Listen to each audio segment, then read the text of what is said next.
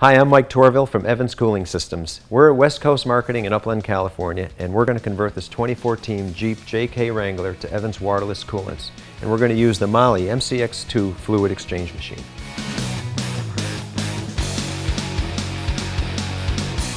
Jeeps like these often operate in extreme conditions. It's hot, it's dusty, it's dirty, and that leads to overheating. Water-based coolants have a low boiling point, and that means they can overheat and boil over very easily. Water also causes corrosion and it causes electrolysis. With Evans waterless coolant, all of that goes away. Evans stops corrosion, it stops electrolysis, and more importantly, Evans has a boiling point of 375 degrees. That means you won't form vapor, you won't build pressure. Evans stays in its liquid state, maintaining its ability to transfer heat, stopping boil over, stopping overheating. For shops doing multiple conversions to Evans waterless coolant, we recommend the Mahle MCX fluid exchange machine. This machine can save hours and does a much quicker, efficient, and cleaner job of exchanging water-based coolant to Evans waterless coolants. Okay, here's what we'll need to do the job right. We'll need Evans high-performance waterless coolant. We're going to need the Evans prep fluid, which is a waterless flush to help drain all that old coolant, water-based coolant, out of the system. Now, once the installation is done, you're going to want to test the water content. It's important to be below 3%. There's a couple different ways to test that. You can use test strips that just matches up the color that tells you that you're below 3%. You can also use a refractometer. And the refractometer is simple to use, just put some coolant on there, match the chart, and again you see that you're below 3% and you're good. Now also some shops will want to use a digital refractometer. It's a little more expensive, but it's highly accurate. When you're through, you want to put the decal on, the do not add water decal on. It's important to do this because you don't want your customers to mistakenly add water to the system. It's a waterless system, we want it to stay that way. Before we connect the Mahle coolant exchange machine, we're going to fill a fresh container of prep fluid and a fresh container of Evans high performance coolant.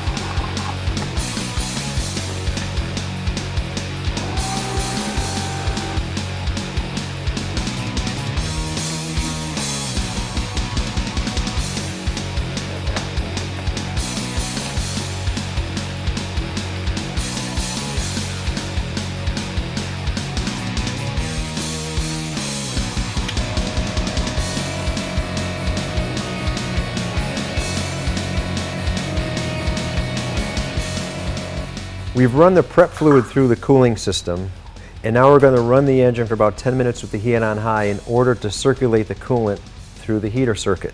But before that, we're going to put the machine on bypass to enable that to happen.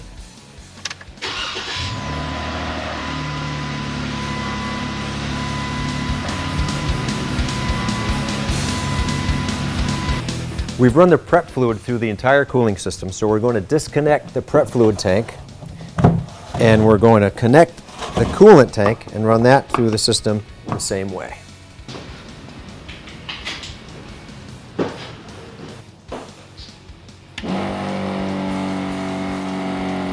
So we're going to close the valve, open it up, take a small sample of coolant to test for water content.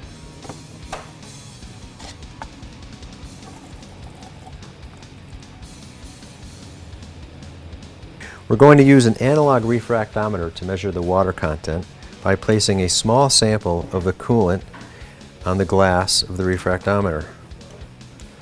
We'll just hold it up to the light and measure the reading. And we say we're at 56 on the brick scale, which means we're just below 2%. That's good because we want to be below 3% for a successful conversion.